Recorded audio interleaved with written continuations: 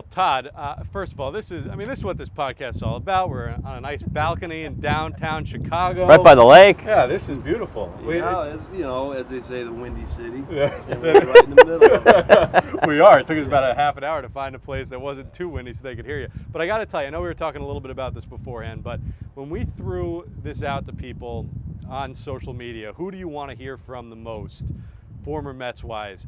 Todd Hundley came out. How much would you say? You got a lot of votes. Maybe the the majority of the votes were you. Why do you think you've related to the Mets fans in this way, and after so long, they still want to hear from you? Well, first of all, it's very flattering to hear that. But I think the main thing is just, being a common person, just being a regular Joe walking down the street. And, I never, thought of it, putting myself, baseball is just baseball. So, and I love New York. New York is everyone knows, it's a totally different world. And it's tough, when you first get there, you're scared to death because it does overwhelm you. But once you get to know it and the people, it's really a great place. Did you realize it at the time how much Mets fans loved you? No. I was just worried about. We just told you for the first time, right? I was always just worried about, when I was playing, not to get traded or released, or it's day-to-day things when you're playing. So I was just always, attention was over there. And again, the fans there. It's funny because when we would go on the road, do other stadiums, and their fans are trying to rip on us, like we're on the on-deck circle, or, and they're saying stuff, you turn around and it's like, is that all you got? Our home fans ripped us 10 times more than that. Is that all you got? And then they're quiet after that. Yeah, I don't know if a lot of people know that you were pretty much groomed to be a major league catcher from the time you were like a baby. I mean, your dad was a very, very good defensive catcher. Some say one of the best of all time, Randy Hundley. So this was in your blood, this was in your genes, and you were catching from a very young age. I read you were catching bullpens at 10 years old for guys like Lee Smith and Fergie Jenkins. Yeah. It was, my favorite sport is hockey. I grew up playing hockey, and that's what I wanted to do. I just wasn't good enough. I knew that. So I played hockey through high school, and then, sophomore year in high school, I started getting stuff from baseball teams. Hey, you might want to think about, you don't want to get hurt, which was a good idea because sooner or later I was going to get crushed out there. And with the catching, I just always knew, I could. And growing up, I had a good arm. My arm was the only thing that really got me to the big leagues, and because I couldn't hit water if I fell on a boat.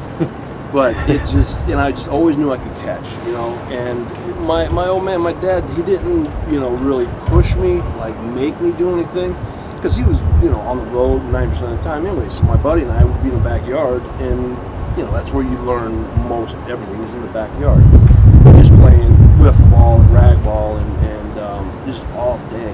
And I just always knew I could catch. Then my dad was managing AA, in Midland, Texas. In the summer, I'd go with him every day to the ballpark. And they had Lee Smith, Mel Hall was on that team, outfielder, Jim Tracy. They had a great team. And I'd warm Smitty up for his game. And for people who might not, he threw like 100 miles an hour, didn't he? Yeah. So you're a 10-year-old cat. I mean, even if he's taking the pedal off the metal a little bit, you're still catching what? He didn't, though. Because, and again, you have to, work up to it. And so when I did, my dad was finally like, yeah, okay, you can handle it. He wanted to, hurt me as bad as he could, so I wouldn't, And the funny thing about that is, Lee Smith is a giant. So, and I knew him real well. I spent 2 summers with him. And my dad is the one that made him a closer. He was a starting pitcher before that, and could play NBA basketball, just a stud. But he'd have good stuff for 1 inning, and then, to taper off and get hit. So my dad put him in the bullpen as a closer, and next thing you know, he's in the big leagues setting records all over the place. And then I get to the big leagues, and we were in St. Louis. When he was with the Cardinals, we're in St. Louis, and Greg Jeffries is on second base, and he's a tying run. And I get in the box, I look up, at Smitty, and he's looking at me, and we just start, cracking up. Just the weirdest thing. And I end up getting a base hit off him up the middle, and they threw Greg out at home plate to end the game. Well, you had a pretty early read on what type of stuff he had. So that's an advantage, right? Yeah, I think that's probably the only hit I got off him was that one. But again, yeah, I see Smitty a lot in the wintertime, and he's a stud. Do you remember your dad's playing days, or were you too young? Yeah, I do. Yes and no. Again, growing up in Chicago, you come home and WGN is every day. So I had that idea of it, but no, when you're a kid, you don't care what your old man does. He's out working and yada yada. I think it did, kind of all of us, my whole family, was when people would drive by and they're yelling out the window, hey Randy, you're rebelling, and we're going, what's going on? And that's the only time that we, really looked that way. What was the reaction of some of those old Cubs, Sano and Glenn Beckert, those guys that your dad was friendly with, when you signed with the Mets? I mean, that was the team they hated the most. They groomed you. You grew up around those guys. They were like uncles to you, and now you're a Met. I know, right? The irony of it is crazy. And when it all went down in, a million years ago, it seems like, the Mets had won the World Series the year before. So you wanted... You get drafted 87, right? Yeah, in 87. And so you want to be drafted by the team that just won the series. And it was the Mets and so on and so forth. But they, those guys, they know the game. They know the business part of it. So, they were, on that aspect, they were like, hey, just, play. But yeah, I did get, every time I walk in, the Mets, are you kidding me? And... Was Tommy Agee out at home plate in '69? It is. I don't know. What did your dad say? Yeah, Because your dad, that's the famous play, right? September '69, where the Mets are just slicing away at the Cubs lead, and there's that play, breaks up a tie game. Mets get the go-ahead run, and your dad is just going nuts because he thinks he's got Agee out at home. Did you hear about that a lot? Oh, I lived it. I remember the whole basement in our house at home is that play, and it is just like you look on the walls like that, and I didn't get it, all the details, the whole thing until I was drafted by the Mets, and I kind of looked into it and was like, wow, that's incredible. The numbers wise, it just wasn't supposed to happen. Have you seen your dad jump that high since then? No, I think that was the last time he did because it hurt so bad. But that was old school. They had spikes that were literally that tall, and the shoes were just it was like a hard leather sole with spikes that tall, and then just a leather slipper type deal, and the most uncomfortable shoes you ever put on, but that's what those guys played in, and he blew his knee out because of that, because he got stuck in the dirt and completely blew his knee out. So, but no, it is, it's a trip, that whole scenario, and then going to the Mets, it was, the irony of it. What did it mean to you when you got to the big leagues and Doc Gooden and Brett Saberhagen, two guys who'd been around, respected veterans, they wanted to throw to you. They loved the way that you called a game that you received. It was an honor. Those guys are legends, and by the time I got there, you were in awe of them. But Doc initiated me early. My first year on the 40-man roster in spring training, and he's still throwing 98, 99, and I'm in the bullpen, and he gets loose, and he lets one go, and he bounces it right in front of home plate. It comes up and hits me in the collarbone. I didn't have a chest protector on. I had my mask and shin guards. Hits me in the collarbone, knocked the wind out of me, yeah. And he's like, yeah, welcome to New York. Okay. So then my baseball card has the picture of it. I was wearing a chain, and it put the indentation of the necklace in my hand. And so I have that on one of my baseball cards. You can see the indentation from Doc. And then later on that, next year, the stuff that he had, I just figured I had good reactions to be a catcher. And got out second. I give Doc curveball. I'm going to throw a curveball. Kevin Elster's playing shortstop. So I set up for a curveball. He throws a fastball. And in Port St. Lucie, you know how the distance between home plate and the backstop is. Yeah. This ball hit the flipping backstop before I could even flinch. And I was like, that could have killed me or the umpire. And the umpire's like, go get it straight right now, all right? Doc Gooden, what am I going to say? He's like, just go get it straight because he's going to kill us. Okay. So I go out there, and here comes Ellie. And Doc's like, well, what? I go, well, I'm just saying, I gave you a curveball. Doc's like, no, you didn't. And Ellie's like, yeah, I did, Doc. And Doc's like, all right, just get back there. And went back. Umpire's like, did you get it straight? Yeah, I can't promise you anything, but yeah. That was it. But Doc is a legend. Your first full year in the big leagues was 92. I know you came up in 90 and 91, you had little cups of coffee, but you became the everyday catcher in 1992. That team had such expectations, and then it all fell apart pretty quickly. What was it like as a rookie player to first be in there with all of that kind of chaos going around? Well, as a player, to be with Eddie Murray, Willie Randolph, Bobby Bonilla, it was, and I would go to Eddie and ask Ed about hitting, and he just, because he's so good, and Doc same way. Doc and Saber Hagen, they can't teach it because they're just so natural. They're just like, just go do it, and you can't, it's like, what? So with Eddie Murray, I'd sit there and talk with him, like, Eddie, we got to talk hitting, yada, help me out.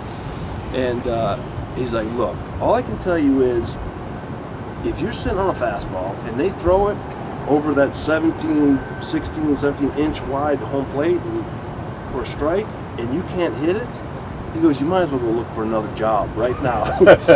And I'm like, so that's it? He goes, yeah, that's it. He goes, I don't talk hitting, and that's it.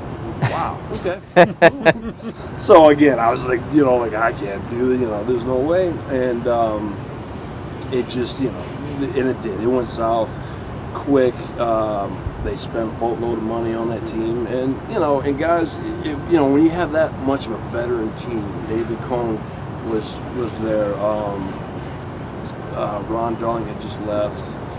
And Sid was there. And he just, they got to do their own thing. Mm-hmm. Their own program is what we call it.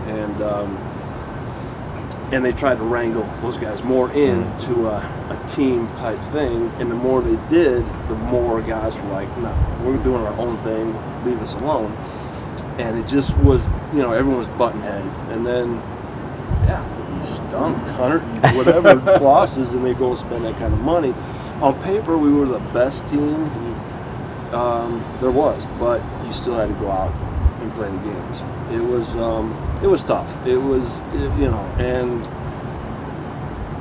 media is the media.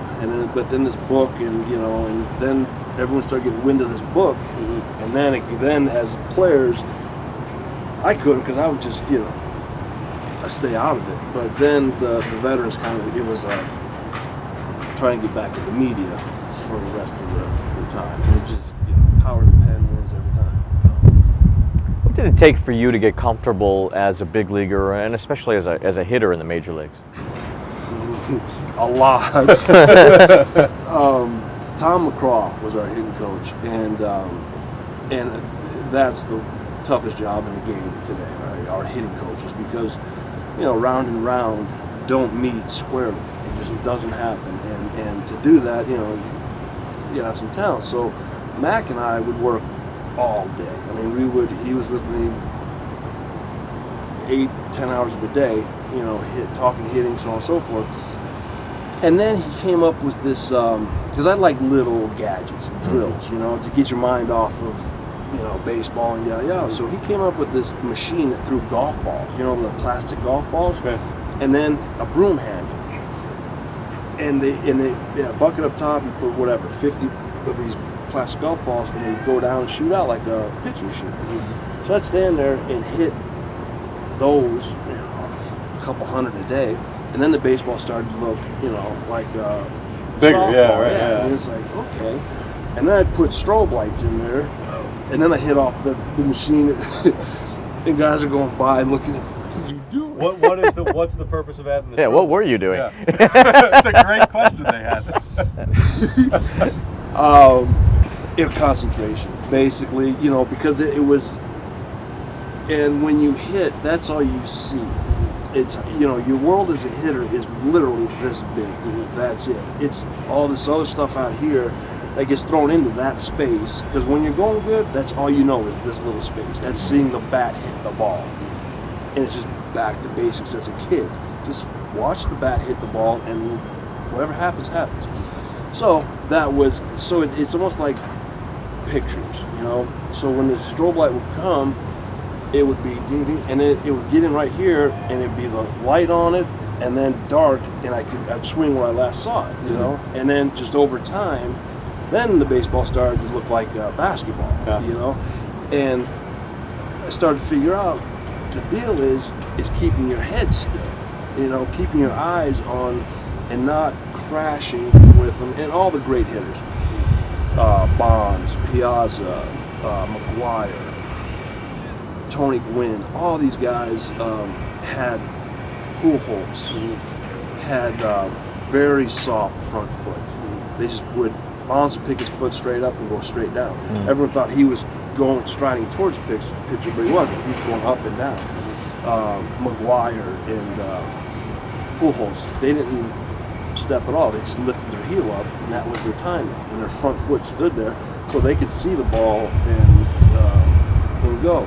And that's what I learned from those, you know, gadget type deals, is to see, you know, see it, and don't be thinking about your hands and this and that and the other. And that's when it became fun. In '96, when you have the big year and you set the home run record for catchers, what is the point in that year where you say, all right, I've got it now, and this could be a special season? That never happened. 41? That's what happened? Yeah, right. Exactly. There was a lot of luck, first of all, to go into that, because it just doesn't, a foul tip, I'm done, you know. And but we had Dallas Green at the beginning of the year, and Dallas, you know, I loved Dallas because he was no BS. Just get it done. I don't care how you get it done, just get it done. If you're on top of your head, I don't care, but get it done. So he benched me for a while. You know, I went in and said, look, if I get 2 hits a night, can I play the next night? And he goes, yeah, that's a deal. Okay. So then it just got, just get base hit. You know, just get 2 hits and be yada. And I would start to get hot. So then he stuck me in there every day. And we would come back from Pittsburgh. Long story short, living in Queens, and there's an off ramp, and it's a 90-degree turn to Bell Boulevard. Bill Pulsifer's driving. It's me, him, Chris Jones in the back. And we're coming off, we're going 70 miles an hour off the highway, and it's if you don't know the intersection, there's been many crashes there. If you don't know it, you're done. So Bill gets off, and I'm like, hey, Pulse, you got this? Yeah, I got it, no problem. He's going 70. I'm like, no, you got it? Yeah, well, be quiet. Sure enough, boom, into the light pole, pole goes down, his car is T-boned, and the hood is just like this. CJ is in the back. I'm off, my head went off the dashboard, so I get out, I just open the door and crawl out, thinking it's gonna catch on fire, yada yada. Chris Jones gets out, Pulse gets out, and you know, Pulse said, what are you guys? I told you, man, that this thing was coming out. I was like, so, next thing we know, here come all the coaches. And there's this crashed car in the pole. Here we are. And, you know, you guys okay? Yeah, I'm fine. So the next day, I just caught a doubleheader that night. We were in Pittsburgh. Caught a doubleheader, came home. That happened at 2 o'clock in the morning. Next day of the day game, I'm thinking, there's no way I'm playing, you know, today. Sure enough, I'm in the lineup. I'm like, man. And I got a couple of hits, you know, but again, They were riding the hot hand no matter what. Yeah. You know, if you can go down, you can go down. Right. And it was, again, a lot of luck in Dallas. Just, you know, he was like, man, if you get it done, you're playing. If you don't, you're not. And that just really stuck with me. That helped me a lot. What was meaningful to you about the record and about having Roy Campanella's widow, Roxy, at the game when you broke the record? It was really cool. We were in Houston, and we were, a bunch of us were out and about, you know, and we run into Charles Barkley. And I'm hanging out, and Chris Jones comes down and he goes, "Hey, Todd, Charles wants to see you upstairs." Okay. Go up, you know, meet him, yada yada.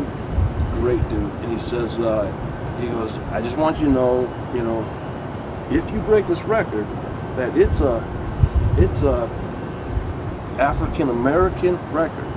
I said, I know, Charles. I realize it. He goes, "So it's a big, he says, it's a big deal." I said, "Yeah, Charles, I agree with you." He goes, he said, "You're saying the right stuff in the media." He goes, just don't even go there." I said, "I agree with you, you know." And then that was it. And then I see Roxy, in LA, and she gave me the blessing, you know. She's like, "Hey, look, records are made to be broken, and, you know, Roy would want this, and just, you know, go for it. You have my blessing. I'm not gonna say anything." And it happened, you know. And she was there a lot. Roxy was around a lot at that time, and there was a lot of distractions, you know, just because of that going on. But then again, Josh Gibson, who I named my son after, he was the man. I mean, Roy was unbelievable. Don't get me wrong. Roy was just the best of the best. But then you got Josh Gibson, though. His numbers are just crazy, but, you know, it just doesn't count towards MLB. And so Josh Gibson, you know, is like, he's the man to me. But to be even the same breath with Roy Campanella, are you kidding me? Yeah. It was like a dream, you know. And we were in Atlanta, and Jay Horwitz comes down. I hit a home run in Atlanta, and Jay comes down and he goes, we had 2 months to go in the season. He goes, "Todd, you know you're 10 away from the record?" "No, what record?" He's like, "home runs for catchers." "Jay, okay, man, but you're still long." What are you doing? Getting our Jay Horwitz story early today. And Jay is the best. And then I got to 40, and my mom and dad came in town. And I couldn't hit again. Couldn't hit water. I fell in the boat, and it's just everyone was waiting for this home run. It's not easy to hit a home run, you know. Especially when you're thinking about it. Right. You know, and so my mom and dad came in, and they saw it. You know, I was like, "Hey, we're gonna get out of here because the last thing you need is more distractions." And they went back home, and then I hit it. Actually, they're on the way home. I hit it, and they had to stop and come back. And but it was neat. You know, again, a lot of it. By the way, I know we said it at the beginning, the Windy City. You're probably getting some wind in this audio. Might be some wind. But it's worth it. It's worth it to fight through some of the wind, to listen to some of these stories. 96, 97, you have great years. 71 home runs. Then you have to have the surgery, the elbow surgery. You kind of hit your apex in those 2 years, and then I would imagine what happened next was really difficult. So how tough was that to, you know, be rehabbing, see the trade get made for Piazza, and I mean, in that moment, what are you kind of thinking when the Mets make that move? Well, when I blew, long story short, my elbow was frayed for a long time. You know, we knew that, the Mets knew it, and we're just trying to hang on as long as we could. So I'm hitting in the game, and I swing at a pitch, and I felt it go, you know. So I'm shaking my arm, and there's a spike in the dirt from batting practice, from the nets. So umpire's like, "Todd, what are you doing? Let's go." And I take my time, and I see the spike. I go, hey man, there's a spike right here from BP. Why don't you pull it out? And he looks and he's like, what are you doing? I go, just pull the spike up, would you please? So he goes over, pulls the spike up, gets a ground crew out, he ends up doing, so the whole time I'm just shaking my arm going, is this really happening, you know? And so then next pitch, I swing at it, strike 3, sit down. Go back dugout, trainer's like, what's up? I think I just blew my elbow out. I'm like, well, I said, I'm gonna go out, see if I can throw it. Okay, I catch it, I go to throw it, don't even get halfway to the mound. And I'm like, whoa. And whoever, I think it was John Franklin was pitching, and I go, just get up there, throw it again. Let me see. Throws it, can't even make it back. I'm done. So I go in, I told the trainers, it's snapped. So that's when I was thinking more then of Piazza coming. You know, because you want to, you know, a baseball team, one guy can't win games, you know, make a big difference, but they can't win games. So I wanted to be on a team that had a chance to win a World Series. And I don't care if I, you know, on the bench, backing up, or whatever. So to have Mike come in as a teammate was awesome. And, you know, so then I was, with my elbow, took a year for it to get back kind of normal, but I realized why they have that award, Comeback Player of the Year. You know, I always thought when I was younger, why do they even have that? What is that? It is very, very tough to take a year off and come back at the same, your talent at the same level as it was before, because it just does. You know, and so the Comeback Player of the Year, I respect a lot more nowadays, because it's very tough to do. But then I went in the outfield and I'm like, well, let me try the outfield. You know, it looks so easy. They're just out Not there. the case. No. I'm like, they're just out there standing around. How tough can it be? You know. So I go out there and it was, and it's not. You know, again, they make it look real easy, and I go out there and it was a circus. So then I finally said in San Francisco, we went to Colorado, playing Colorado, and you know, when you're catching, you strike out, make it out in this big situation. At least you go down underneath and snap, you know, and break some bats, do whatever, break the bathroom. But as an outfielder, you got to put your stuff down right there and go to the outfield. So I'm like, you know, and I would just get chapped. So we're in Colorado, and I didn't even realize it. I was digging a hole in the outfield about this deep, because I'm just, you know, So mad about that. yeah. And the fans started yelling at me, "Hey, quit tearing up our outfield!" I looked down and sure enough, the hole's this deep. I'm like, oh no. So then went to Frisco, and I said to Bobby, our team's better without me playing left field, so I'm done. He's like, okay.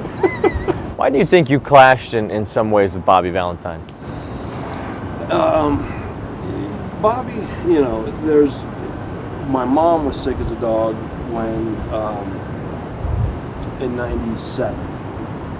And as Bobby took over, end of 96, and then 97 started to play, he managed from day one. But my mom was sick with cancer. And for most of the year, that season was any day, you know, could be. So my head was over there. You know, with my mom, and I just always wanted to get back home and try, you know, and get back and see her as much as I could.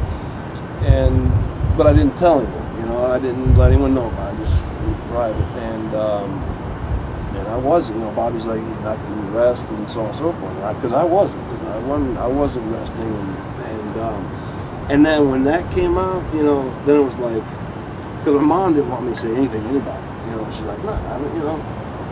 But then when that came out, then I had to back it up. So now I'm having to put my mom in the papers when that's the last thing she wants, is to be in the papers. But now, you know, the button's pushed and I gotta go do this. And that's where I was like, look, man, you know, the personal stuff, we're all men, but when you come to the yard, do your job, and that's it. You learn to do your job, do whatever you want. And so when that happened, it just was a sour, you know, taste. And my mom lived another year, actually, and that was, you know, that situation. When you eventually leave the Mets, one of the reasons I think that you're so beloved by the fan base is that, those were some rough years where you played for the team and you were one of the big bright spots of those teams. When you leave, though, and then they go to the playoffs, successive years, 99, 2000, is that difficult at all to be watching that from afar? Yeah. Or are you, it is? Every player, yeah. I mean, that's why you play. Period. As an athlete, you want to be, the best in the world, and then when you get with a group of guys that are best in the world, you want to win. You want to make history, So, no matter what team, but when you end up leaving an organization and then, it turns around, and you can see it from the outside looking in. You really can't see it from the inside, looking in. But from out here, looking back in, you can see what's going on, where the problems were, so on and so forth. And they had a great team. The pitching staff was in their defense, and they were just a good team. But it's you ask anybody, major league player, you want to be in the playoffs. Once if you're in, anything can happen. You just get in and go from there. And so it was to this day, it's just the way it is. That's any athlete, though. NBA, NHL, MLB. Well, it's human. It's got to be human nature, though. Yeah. I mean, you're with the group for so long. You're kind of, and then as soon as it gets really good, that's when you're not there. Right. And then, but then again, when you're playing, you got other stuff going on. Right. You can't worry about because you get killed if you are. Literally killed. Yeah. You landed with the Cubs eventually, or your hometown team. Was it disappointing for you to not have great seasons with the team that you grew up rooting for? Well, as a free agent, and then I signed here with the Cubs as a free agent, and I wanted, the only reason why I signed here was to be on that team that won the World Series. That's all, and the team that they had, I thought was going, could go there.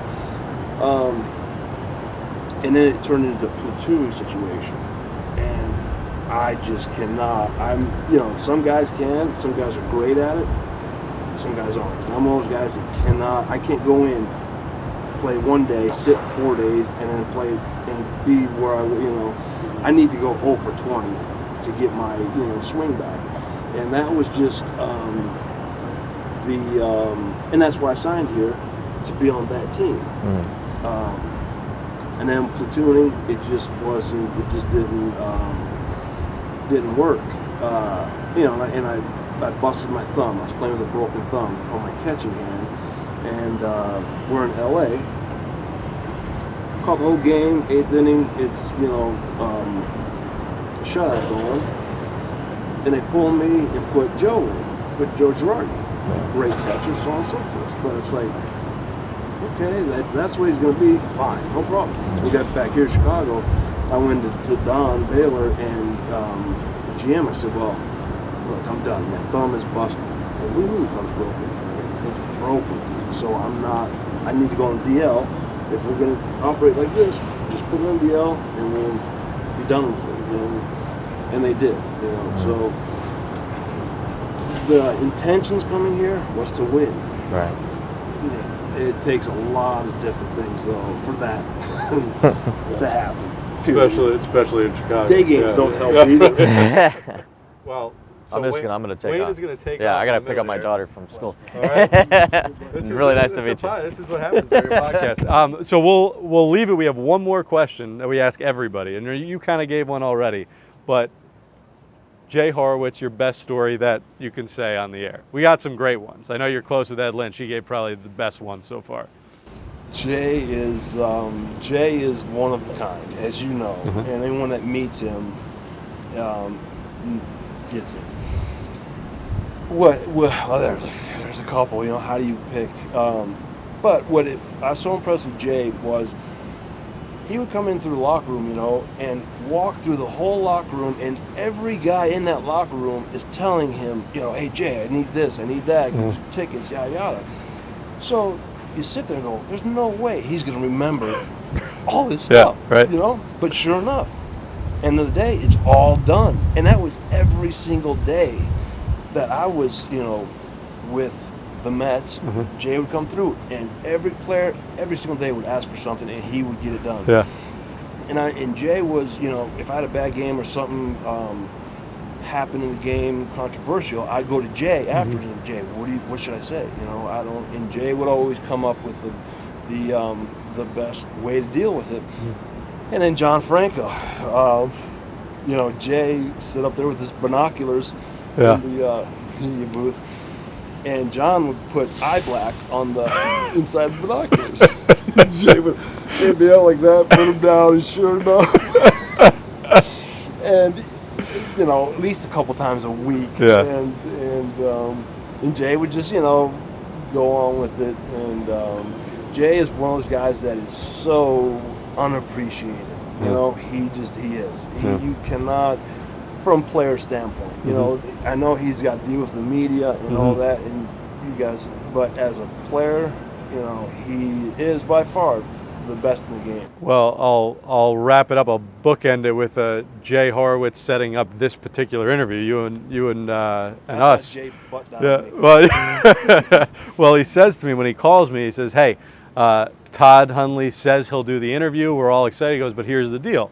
He lives in Arlington Heights, about 45 minutes to an hour outside of the city where you are, so you're going to have to get to him." And so Wayne and I said, "No problem, we'll make it work." So we start to set everything, put all the wheels in motion, and then I talked to you on the phone, and I said to you, "So we'll come out to Arlington Heights." You said, No, I live like 2 minutes away from where you guys are staying. So I called back Jay. I said, "Jay, everything's set up with Todd, but he said that he lives in downtown Chicago." He goes, "Oh, his phone said Arlington on it, so I just assumed that that's where it was from." And so my phone says Connecticut on it. I live in Brooklyn, Right? I know. but that's as Jay as it gets. But anyway, Jay's Todd, beautiful. yeah, he is the greatest. But Todd Hundley, this was so much fun, and like I said, you are someone that is still so beloved by this Mets fan base. Everybody was so excited to hear from you. So we appreciate you being so hospitable today, having us out here and taking this much time to talk about the old days. My pleasure. My pleasure. Fans they're awesome. Todd, appreciate it, man. Pleasure, bro.